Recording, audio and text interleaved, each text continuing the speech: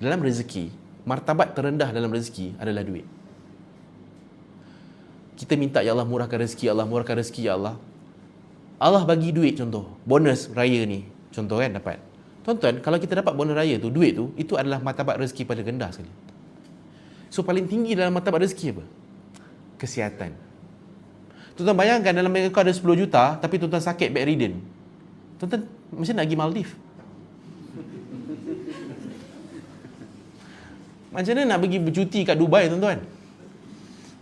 Tuan-tuan, kalau tuan-tuan sakit, makan selera tak?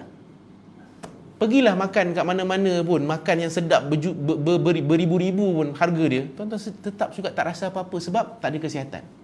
Sebab tu kalau hari ni tuan-tuan Allah bagi sihat dan kita pernah minta dimurahkan rezeki, Allah tengah kabulkan doa kita ni.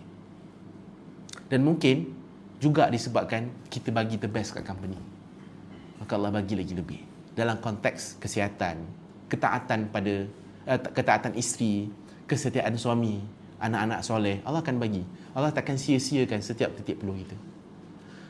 Boleh ke tuan-tuan? Pasal conscious ni boleh faham ke? Dapat ke?